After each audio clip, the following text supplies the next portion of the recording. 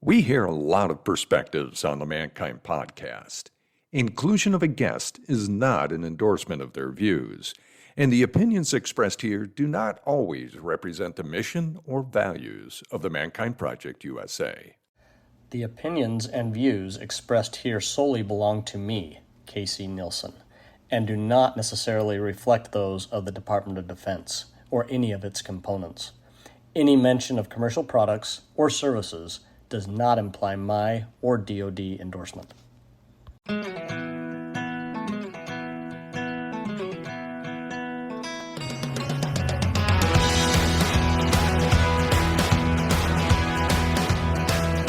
G'day and welcome to another live recording of the Mankind Podcast, the show where we break the molds of modern manhood to prove there is more than one way to be a man. In essence, my goal is to simplify manhood and masculinity in an ever-confusing environment and society where many of our conversations, i.e. debates and arguments around manhood and masculinity become convoluted, become over-righteous, when in essence, we believe that in order for you to become the man you want to be, you got to hold the pen, sir. You've got to write that story of you, your life, your manhood, and your leadership, which is perfect because my guest today is KC Nilsson, a husband, father, and seasoned U.S. naval officer with over 20 years leading in some of the most challenging environments, from warships and overseas missions to hospitals and officer training schools. KC currently directs the Navy's Officer Development School, shaping more than 1,600 new leaders every year. He's passionate about authentic leadership, building resilience through the Navy's Warrior Toughness program, and raising up the next generation, both at home as a dad of 4 and across the fleet. KC, welcome to the show. Thank you, Brandon. Pleasure to be here. Absolutely. And I forgot to mention, you went through our new warrior training back in 2022. So he's also a new warrior brother. I certainly did. A fantastic part of my life. Yeah, absolutely. Well, mate, you're here to talk about a lot of things, and we already discussed that this could be a 5-hour conversation, but I really want to hone it in, starting with leadership. So as I shared in the intro, you've led in multiple different environments. What do you believe in your 20 years of leadership development and bringing up the next generation or each subsequent generation of leaders? What are the principles that really have stood the test of time across all those different eras? Well, first off, I would say that there are a few things and traits that I've seen in our officers and other service members that have certainly stand out as examples of being able to lead. First and foremost is we have to show up every day. We have to show up ready to lead. And if we don't do that, and when I see our service members, whether it be junior officers or our enlisted ranks, not doing that, there are issues that arise. And when I say showing up, I mean being all in and being present at the moment, able to attack what we need to attack and get done, accomplish what we need to get done right then. Now, there are multiple ways to do that in order to build that in people, I feel. And oftentimes we have to start at different places depending on the station the individual's in. Some of our people that I have led have certainly been in a place where they're the example to me. They come to work, they show up, and they're ready to get the mission accomplished. Other times, we have to instill that in them. That the most important item that they need to get done today is what's right in front of them. And that they need to be there to show up for people. So there's this trait you're talking about, right, where there are others that show up and they're just there, they're present, they're ready. And then there are others that you have to instill that in them. What do you believe separates that recruit that shows up and is like, aye, Captain, let's go, compared to that other one that needs to be led? What would you distinguish between those two different cases there, and what separates them? One thing is integrity. When we have integrity, our actions will be in line with our words. And when our actions are in line with our words, then we actually carry out what we say we'll do. And I've seen that over and over again, Brandon, in numerous troops, that when someone can walk the walk, they are much better leaders than those that just talk. And so I imagine that every time you have a new set of faces, you just had 172 officers just graduate. I did. Just over this past weekend, and Right. you got the next batch of leaders coming through. So you're presented with 100 plus personalities, different life experiences, different backgrounds, different traumas, different stories placed right in front of you. And as you're sharing, you have those that are just there to GSD and get their hands in the mud and dive in, and whatever's needed they jump into, and then those that kind of need to be led up to that. With integrity being the missing piece, I'm curious of the stories that you've heard and you've learnt from some of these, I don't want to call them non-starters, but they're not quite charged up and ready to rock once they get here. Like from the connections you've made and the conversations you've had and the stories you've heard, what are some of the more common traits that you find with these recruits that are challenged with diving straight in? What's the resistance? Many of them just haven't had success. I don't believe they've been able to take on a challenge and see that they've succeeded in something. I recently read a book called The Gap and the Gain, and absolutely phenomenal book. And I think it illustrates well what I see often in what I'm doing right now in the military. And that is, we have individuals that will look at a challenge and say, oh yeah, I've got this. I've got it. And they'll take on that challenge and succeed. Others will look at that challenge and say, oh man, I just don't know how I could ever do that. There's such a gap between where they are and where they want to be. And so if we can change that mindset to, I have gained in my past.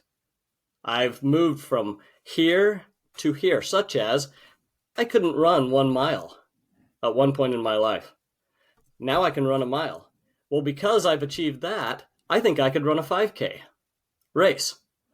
And so they're focusing on a gain mindset rather than a gap mindset.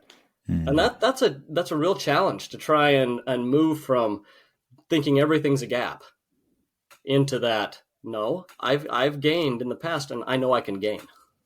Yeah. I've heard it said before that it's this kind of idea that when molehills were once mountains, right? So that 1 mile for someone who's never run a mile, it seems like a mountain, but once they do it, it's like, wow, molehill. That's right. And then the next one, the 5K, that's the mountain. Boom. So it sounds like in many ways you help your recruits kind of take stock of the wins in their lives, and then also create an environment where they can start to get some wins under their belt so that they can kind of build that belief in themselves, and confidence should follow. True. So I want to talk about this next generation of leaders, because I know many people, part of the conversation in the zeitgeist, and this has happened, I know, in every generation, right? The great generation were worried about the boomers, right? And then the boomers were worried about Gen X and the millennials. And now the Gen X and millennials are worried about Gen Z, kind of their attitudes, their ideas, how they may be counter to the way that we were raised and such. So 20 years in training officers, so millennials to Gen Z. What have you seen shift, and what have you seen remain the same as far as the needs of these recruits that are coming in, what they're wanting to achieve from being under your tutelage in the program? Sure. Yeah. One thing that I have not seen change, and that is patriotism. I believe the patriotism that we're seeing in these officers is just as it was 20 years ago when I joined. There is a desire to serve the people of this country, and I have not seen that change. One thing that does stand out, though, is The generation today that I'm training certainly want their voice heard. And if we look back in history, there was certainly a time where our individuals would not quite follow blindly, but if an order was given, the order was followed. Mm-hmm. Today, I'm seeing much more. Our individuals want to be part of the decision-making process. Mm-hmm. They want to be informed, and they want their voice heard as decisions are made and orders are given. And I honestly think we get a good product out of that. Yeah. When we get more heads together and more trained individuals, part of building a plan or part of building a mission, we certainly get a better product. It sounds like, but I would assume that there still needs to be clear boundaries around like the chain of command. There certainly are. Yeah, there certainly are. And so it's not like we, right, and we definitely train that, and, yes. and that is very clear in the military. Right, but it sounds like you're also encouraging your leaders who have people that directly report to them to gain input, gain feedback, because they're the eyes and ears. That's right. And maybe seeing things that they can't see. So rather than it be all on one person's shoulders, they're saying, hey, let's put our heads together and come up with the best solution together. True. So you mentioned, so you bring up voices being heard. So we've had a couple PhD folk come on and talk about what they're learning from researching and connecting and interviewing Gen Z about what it is that they're looking for in a society, in a government, in a culture, in a city, in a community. And a lot of it is significance around feeling like they can have impact, mm-hmm. that they actually can play a role in where things go and the direction of things. And that is the complete opposite, right, of what many are experiencing. So the want is that impact. And then the experience for many is powerlessness. Yes. Inheriting a lemon of an economy and lemon of an environment, the government's this, or, can't buy a house. How do you counteract that narrative? Because I can imagine as well, although there is patriotism, I'm sure mm-hmm. it isn't blind patriotism. I'm sure people are pretty aware that, we're not getting A's across the board here in the United States. Right. How do you cultivate that? How do you address that powerlessness, perhaps, that many show up with, and cultivate that desire for impact? One thing that we do at our Officer Training Command that I have been involved with, not just there, but in other areas of my life too, in working with young men, is I try really hard to make sure each individual feels valued, and to bring up those things that they bring to the table. And then once we have that established, once we've established that, here are your strengths, here is what I know you can do and what I've seen you accomplish, then we can go down a path of building on that and helping them see that they can do other things too. And with that, the method that I have used includes several things that I want folks to do on a daily basis in their lives. I want them to fill their mind with good things. I want them to get good physical training, meaning establish a good physical workout routine, eat a healthy diet, and make sure they're getting sufficient sleep. I also feel and embark on myself a spirituality and a meditative process that I know helps me show up and be the best version of myself. And I truly believe leaders need that. In addition, we have to be connected. We have to have connection with others. Once our officers understand that they cannot do things alone, that they must reach out and they must get help from others in order to be successful themselves, I honestly think that's probably the strongest. The strongest element is that connection piece. So we got the mental game, we've got the physical game, we've got the connection to something bigger, Right. through that spiritual practice. And then you've got the connection piece. True. The human connection. So I want to shift direction here. To you, what are the red flags that you want to catch early with recruits that come in? Certain qualities, traits, behaviors that you would consider cancerous, or you would consider something that needs to be cut out or addressed immediately. What are those non-negotiables? First is focusing on the negative. We cannot move forward as a team if we have someone who is absolutely focused on negativity, who is bringing others down. We've got to have individuals who are building each other up rather than tearing down. Second is a lack of showing up. Now that can be a physical show up. If I've got individuals who cannot get up in the morning, who cannot get themselves physically where they need to be, that can be a red flag. If I have individuals who are mentally not there, if they are so focused on things outside of what we're doing in training, I need to address that. So I guess this takes me back to the very beginning when I said, show up. I need you to show up and be all in.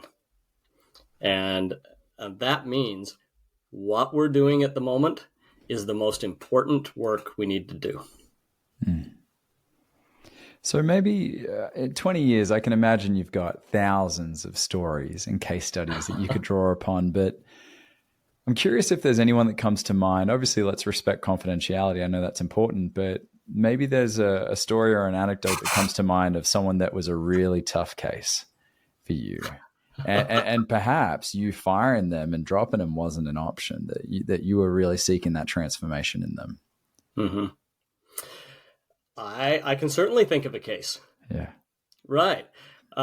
When I reported to my first ship, I had a hospital corpsman that worked for me. Now that's an enlisted member who was, it didn't seem to matter what task I gave this corpsman. He did not complete it. It could have been a task that was very much centered on his training in medicine, or it could be a task that was centered on keeping the spaces clean.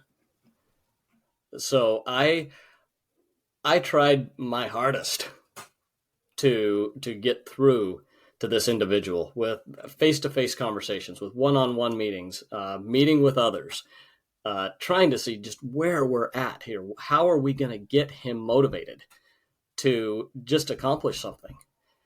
And you know what it was? And this just blows me away thinking about it. As I think about it right now, I almost get chills thinking.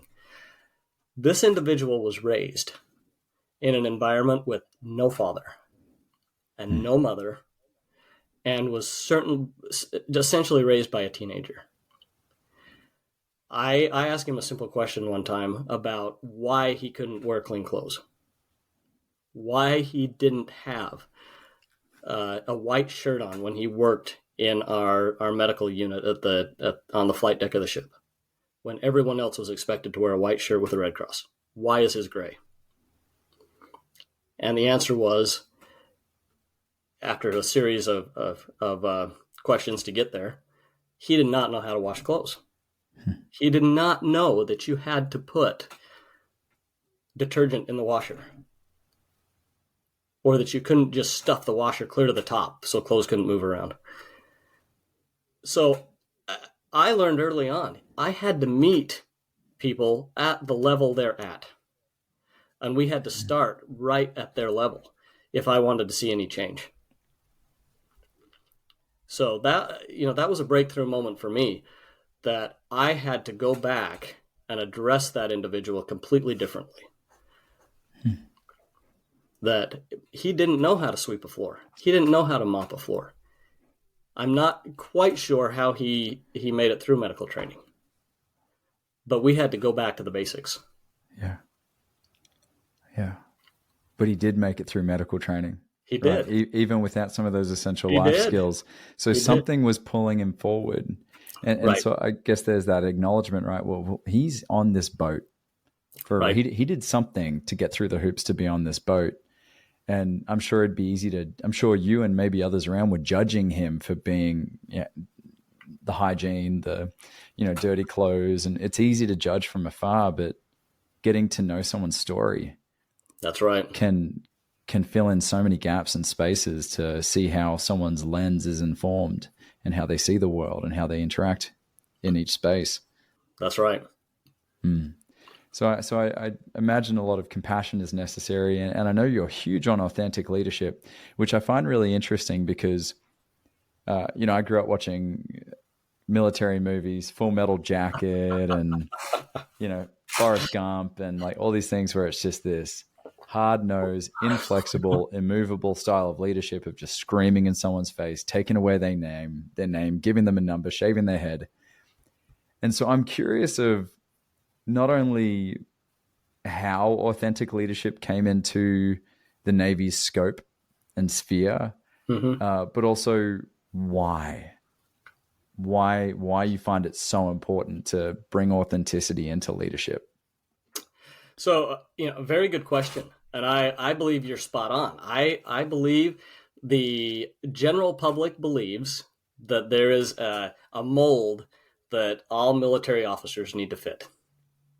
And that is that of an individual who gives orders and the troops fall in line and accomplish things. I will tell you that in officer development school, in the very first brief I give to a new class of students, I tell them, you are in uniform here in the United States Navy because you bring unique talents, abilities, and a skill set with you that we need. And I have that too. I have a unique set of skills and unique talents that are me. But I need you to use those talents. And while you're here at my school, I need you to look inside and really understand what it is you bring to the fight. And if you go out into the fleet and you mimic me, or you start mimicking the other instructors and leaders that are teaching you here, then we've missed something entirely. Because we're building you on the skills and the talents that you have. And your job here is to figure out what those are and how you're going to lead your troops. So rather than making it a mold that everyone has to fit into, you're coming in and going, all right, how do we create the all-star lineup in every group where we have those who happily lead from the front that can stand in the center and be all eyes on them and galvanize and inspire. And then you have the quiet leaders who say very little, they're understated, but they listen. And they we watch. need them all. We need them all. That's exactly right. That's fantastic. That is exactly right. Absolutely fantastic. I don't know if you're familiar with a work by Antonio Neves, but he wrote a book, and in that book, he talks about the 5 people we need in our life. The book's called Stop Living on Autopilot. Fantastic work. And he compares those people we need in our lives, those leaders that we can look to the positions on the basketball floor. Okay. So this resonates with me a lot because I love the image. I love the image of the point guard has the best view of the floor, right? As a point guard brings the ball down the floor, he has the best view. The shooting guard takes risks, right? He can take risks. The center is the veteran that is there in the middle that is just a rock. And then our in the wings, you have the individuals that make things happen. They are one you can consider a bruiser, somebody that holds you accountable, that makes sure when you say something, you're going to get it done. Yeah. Or makes the game go on. So we need everybody. We can't play a basketball game without all of those positions. And without the guards or the center or the forwards, we have to have them. And I look at leadership much the same way. We need everybody, and everybody plays a different role and brings something different to the floor.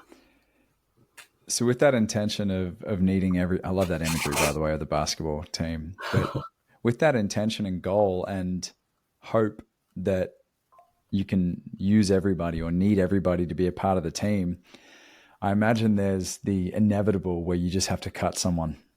They just whether through their efforts or not, they just cannot fit in the ecosystem of what you're building.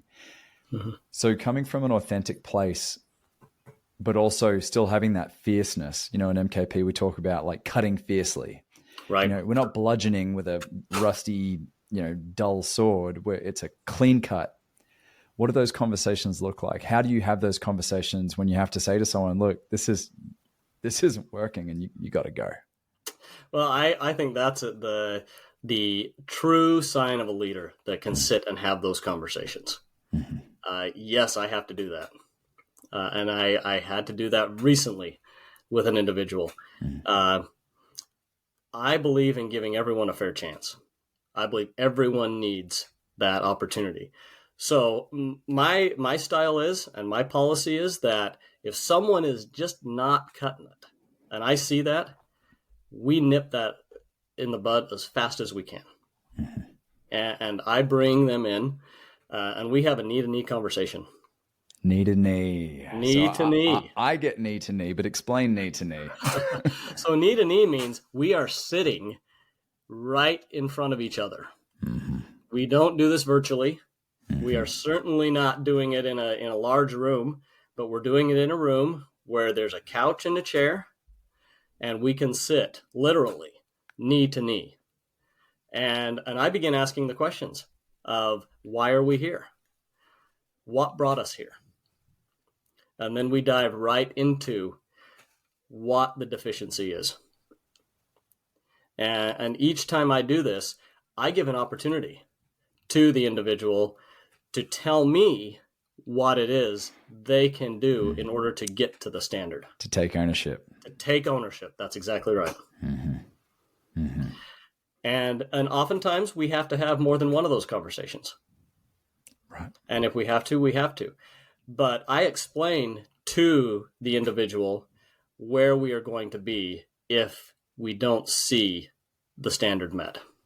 Okay. And so I'm a firm believer in being absolutely open, honest, and authentic.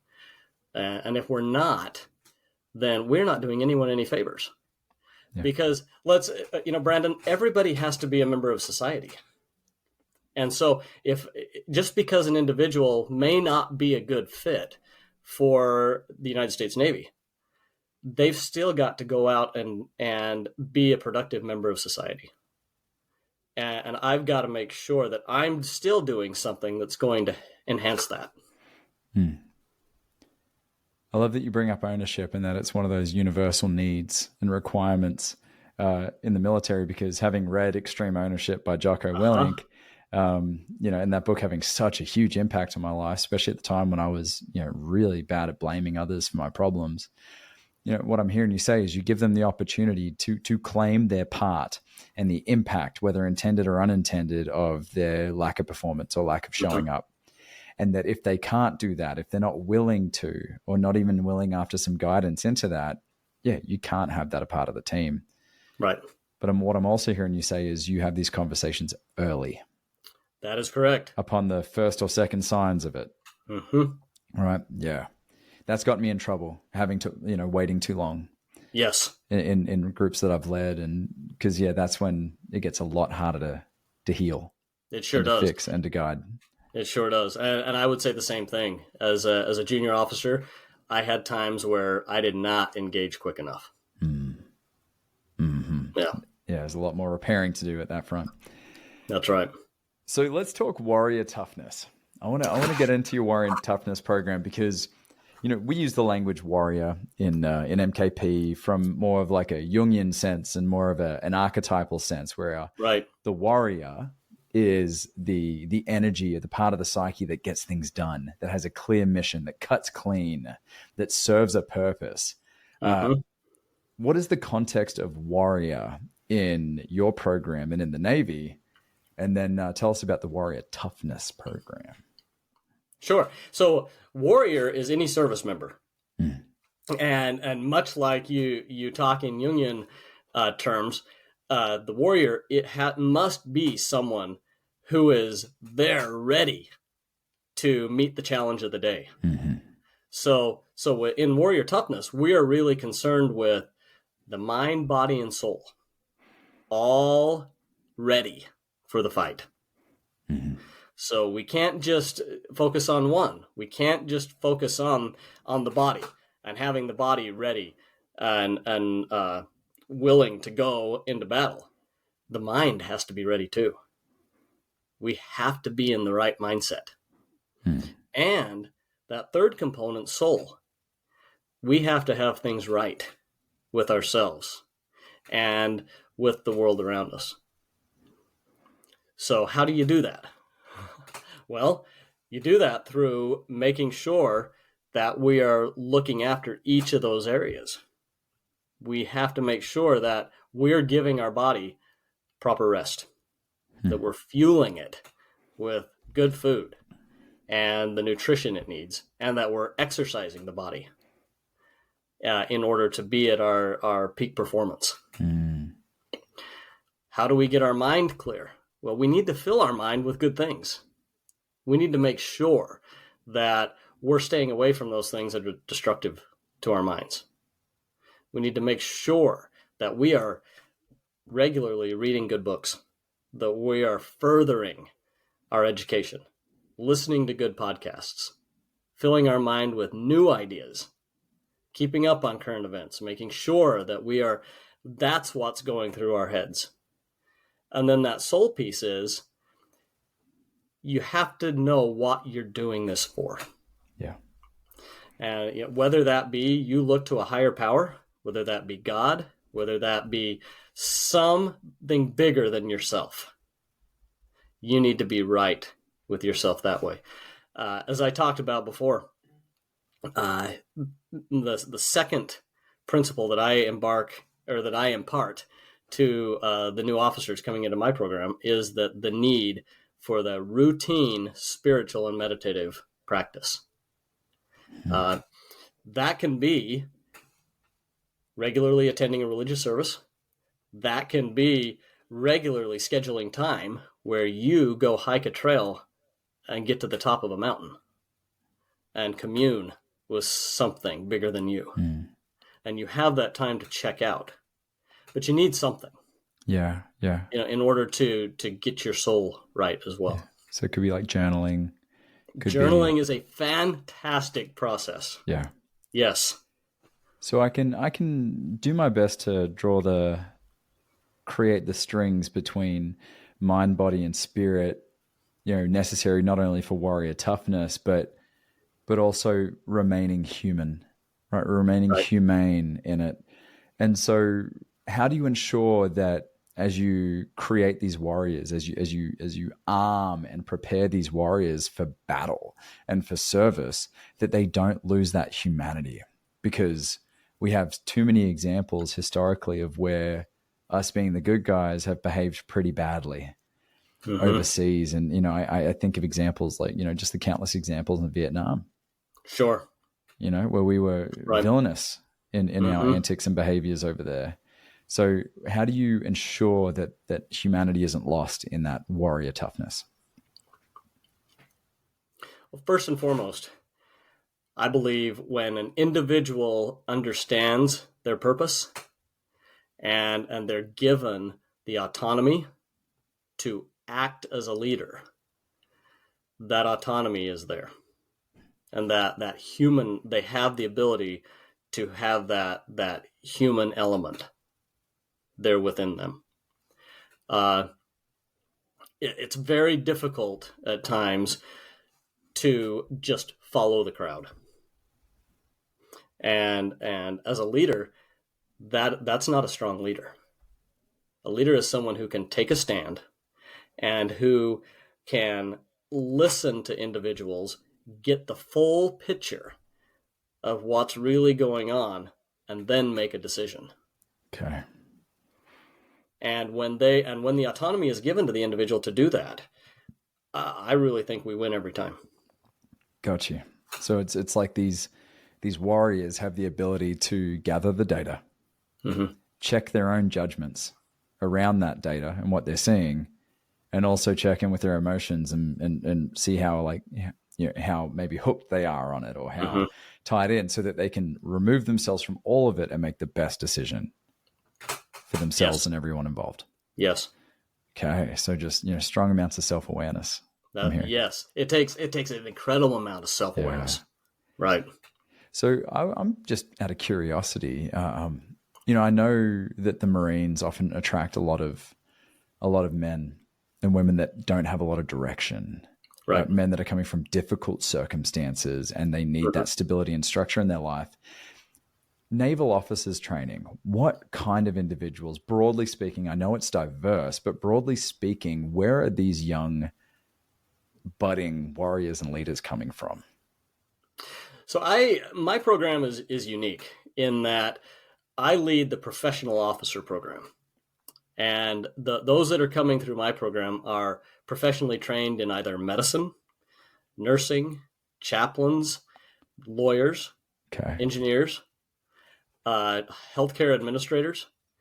They are individuals that come to our training with some drive already. They've already accomplished something that could be difficult for them in life. But when you really, again, sit knee to knee and you talk to these individuals, many of them have overcome obstacles that are just amazing in order to be where they are.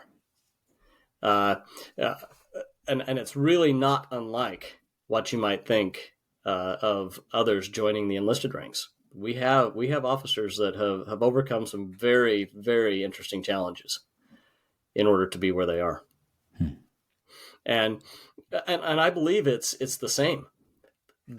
My clientele is just a few years down the road, just a few years older than those that might be coming right into the service out of high school.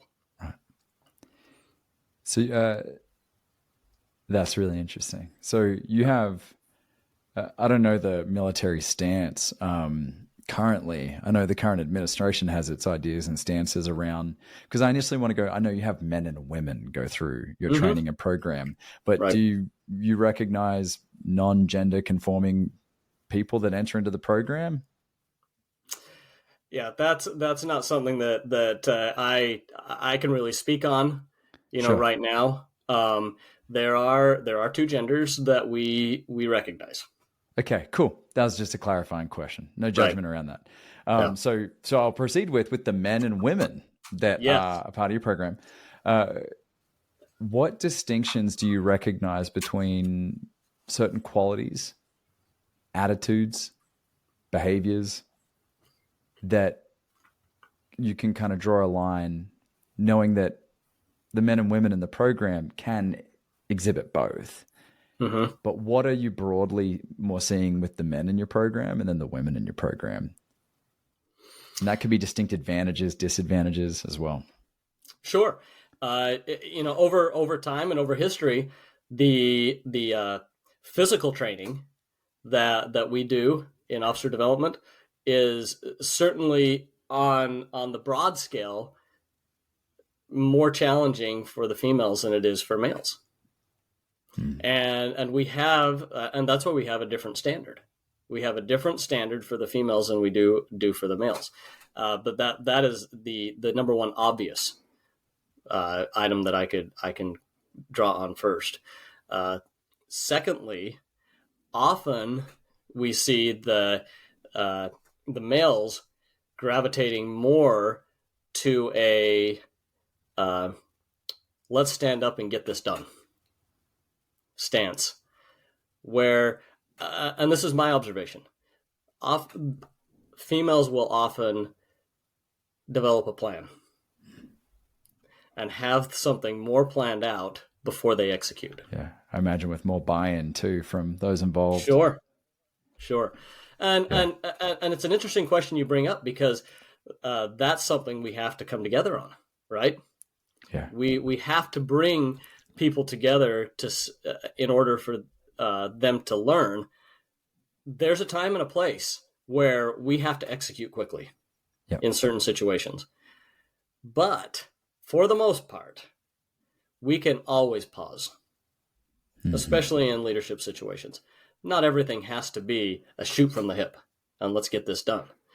We can pause and we can formulate that plan, and we can consider multiple different courses of action before we just execute.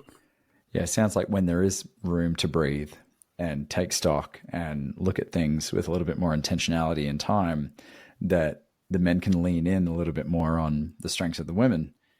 And Right. when things are, got to be bang on, the women can lean more into the men natural style in the program and make things happen. So I love that it encompasses the natural strengths from True. multiple different perspectives. Because isn't that what we're learning in our men's groups? I mean, how counterintuitive is it for men to meet and talk about their feelings and talk Right. about their challenges, right? So Right. women have been Yes. modeling this in a beautiful way for generations. That is true. For millennia. And Yeah. only recently are men recognizing the value and the benefit of this, and that it doesn't denote your manhood. It doesn't denote your masculinity. It's True. showing that you have range, That's it. that you can lean into some more feminine characteristics when the need arises, and it's there. And so I imagine that, well, let me ask you this. Who graduates from your program topper class? What's their attitude, their behaviors, their characteristics? What leadership qualities and humanity do they demonstrate to end up, I don't know if you do magna cum laude or whatever, but like, I don't know, is there a top honor? Right. Yeah. There is certainly honor graduates in every class. And the traits or the characteristics that I notice in each of them are, first off, confidence. We want to see confidence, and I would go right back to what we talked about so far: showing up.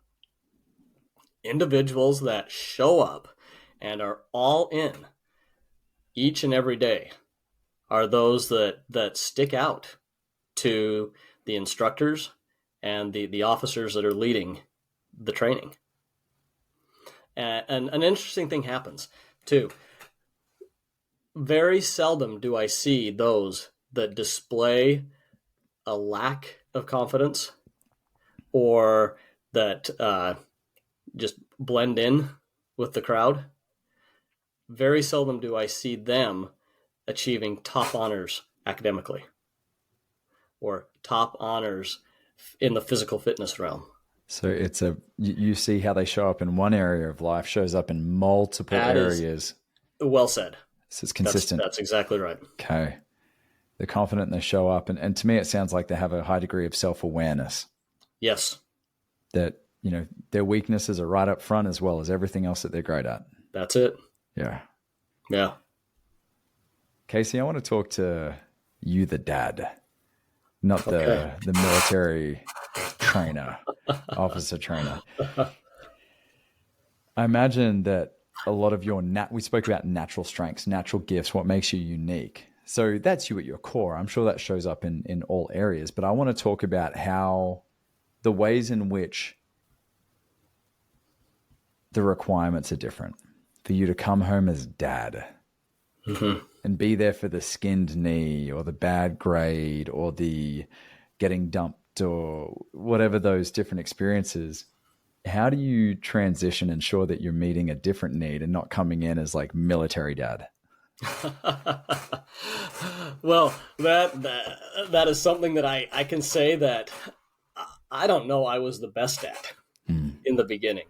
I have 4 children.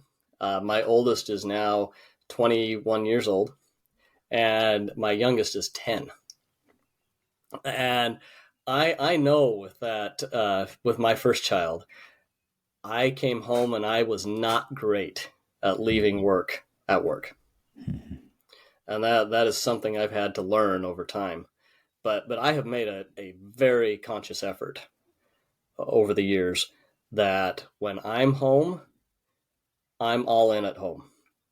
I'm showing up as a dad, and I am right here for these kids. And that when I put that, when I'm home and I have that dad hat on, I'm there for them.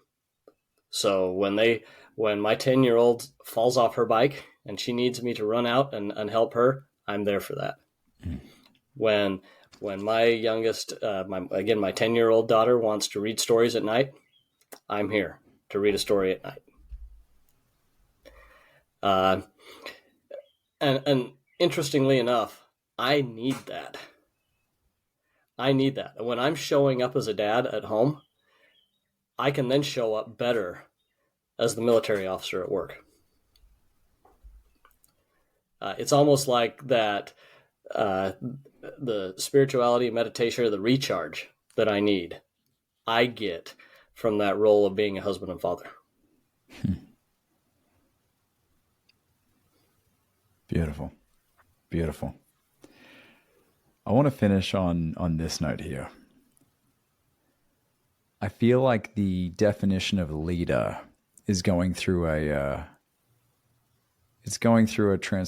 ugly, challenging transformation right now, where we, not long ago in history, we could very easily and confidently show and share and celebrate our patriotism blindly, not knowing the things that were happening behind the scenes.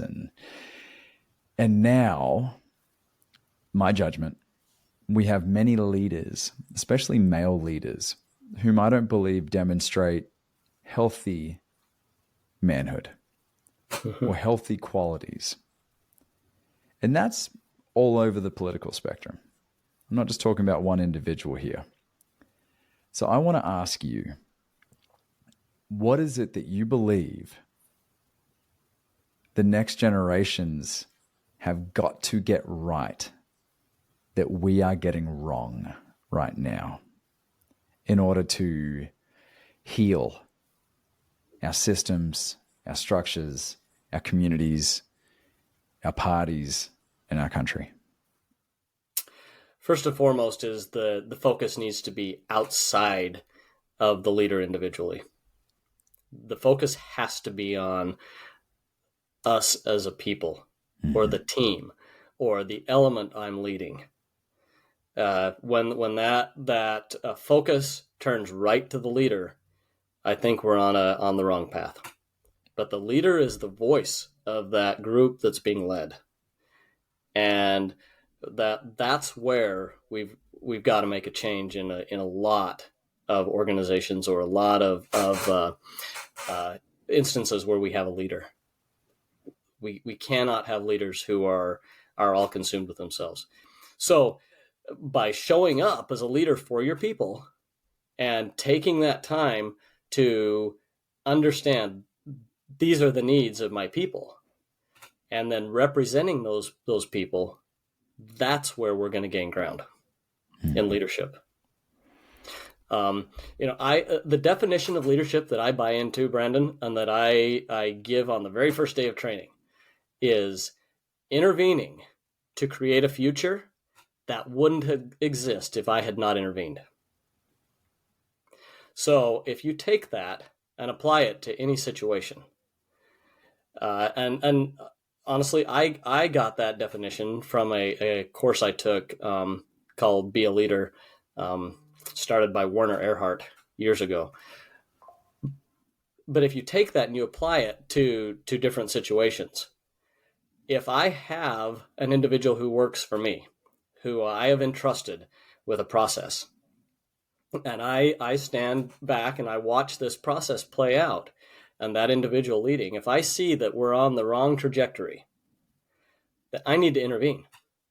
It doesn't mean that I take over. It means that I intervene and have a conversation with that individual to say, how are we doing? How are things going right here? And then I offer my advice, and if need be, I can be stern, to say, we are not on the correct trajectory. We need to make a turnaround. But I need to do it in a way that is at the level that individual's at. And then allow that individual the autonomy to make that change that needs to be made. And so there I've intervened, and I have created a future that wouldn't have existed had I not done so. And I can apply that to my family. I love letting my kids lead in certain evolutions. I think it's fantastic to watch them take on a challenge and lead. But as a father, I'm right there to catch or to redirect or to help them see that here's where we need to go. Now take off.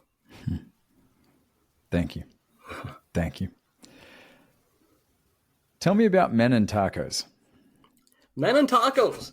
So, Brandon, from when I went through the warrior training in California about almost 3 years ago now, it became very, very clear to me that I needed to have regular interaction with good men in my life.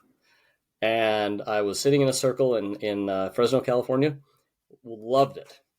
And then, of course, in the military, we move, and I was reassigned to a different area.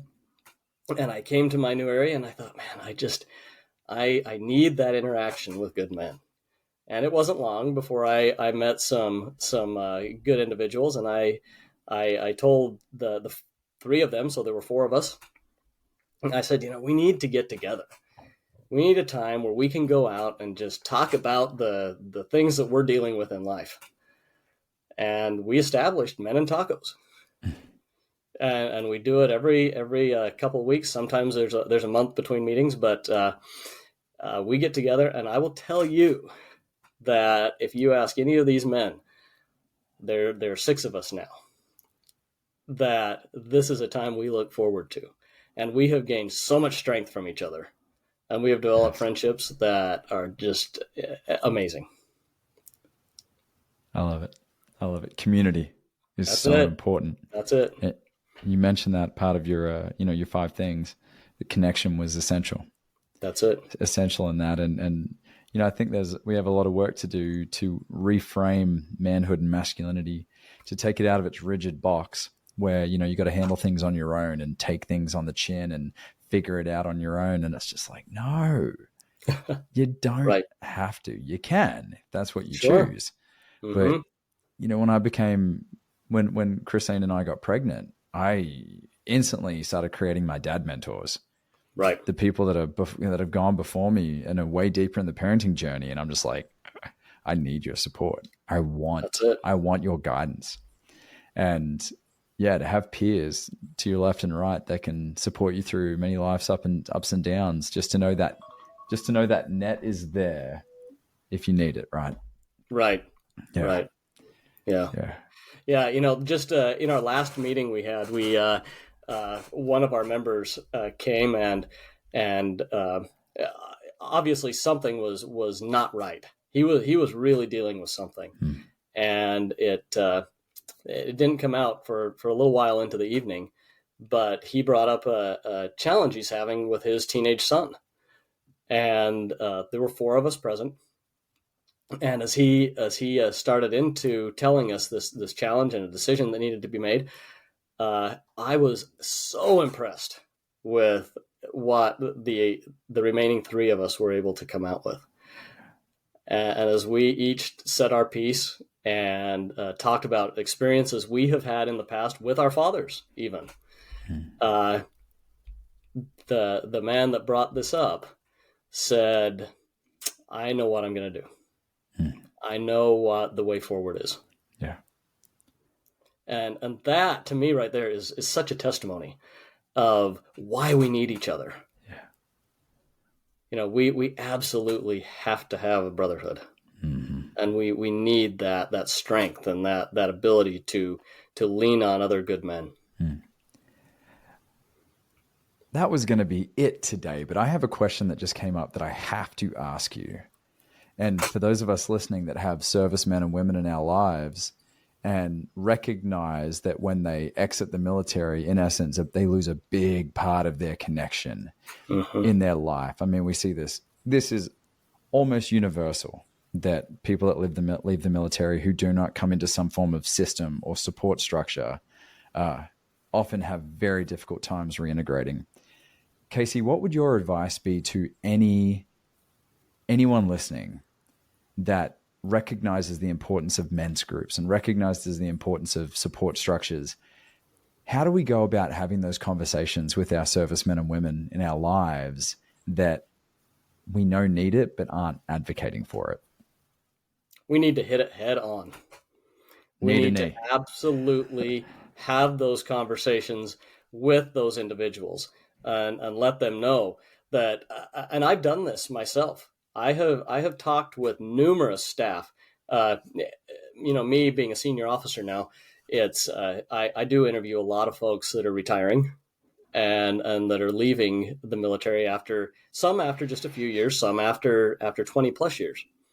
And one of the things that I tell every single one of them is, you have had X number of years in an organization that you have been a part of units that are extremely cohesive.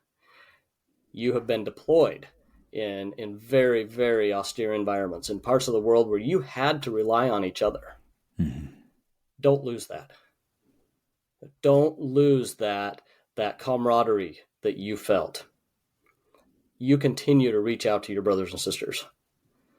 And as you get settled in this new and this next chapter of life, form that, because you know how to do it. The military has given you the tools and has given you the example of how to form a circle, how to create that group that you are going to need. Mm-hmm. So you go do that, because you will then be a huge benefit to others as well. KC Nilsson, thank you so much for joining us today and imparting your wisdom from your 20 plus years of experience and beyond in just life experience. I want to say thank you for reaching out to make this discussion happen. And I'm so thankful that we did. And I will say till next time. Oh, I appreciate that, Brandon. It's been an absolute pleasure talking to you, and I look forward to that. Hear, hear. And of course, thanks always goes to you, the listeners, who join us each and every week. Another reason why we bring on people like Casey to have these kinds of conversations, because we recognize and understand that there is more than just one way to be a man. And we prove that time and time again, each and every week. What do you say, Casey? Have we done that today? I believe we have. I know we have. Lots of love. We'll see you next week. This has been another episode of the Mankind Podcast, produced in association with the Mankind Project USA. We have been your hosts, Boyson Hodgson, and myself, Brandon Clift, and we want to thank our guests for joining us today and imparting their wisdom from their experiences in this amazing journey called life. If you want to find out more about today's guests and support them in their mission, you can find links to them in the show notes. Now, if you have found gold and insights that you believe could benefit your loved ones and those you care about, be sure to share it with them. And of course, we are always grateful for a rating and review of the show on iTunes. Now, above all else, we've got to thank you, the listener, because through your attention and your support, you have made it possible for us to let men all over the world know that they are not alone and that there is more than one way to be a man. And if something in this episode has touched you, then perhaps it is the call to action to get involved in men's work. With live trainings happening constantly and in-person trainings happening all over the world, the Mankind Project definitely has something for you. Now, if you've enjoyed the music in this episode and all of our episodes, be sure to check out Jim Donovan and the Sun King Warriors. I have links to them in the show notes. And lastly, just know, what it means to me to be a man is completely different than what it means for you. That is the beauty of this journey. So if you are looking for guidance, support, and community as you begin to unpack and dive deeper into your men's work journey, then you know where to find us. Same place, same time next week. Lots of love. We'll see you then.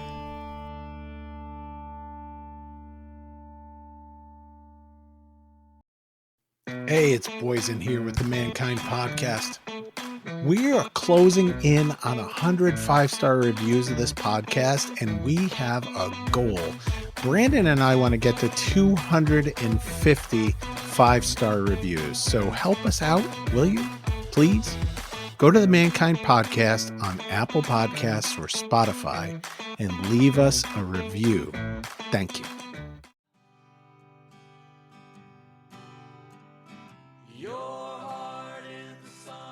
Hey, it's Boysen.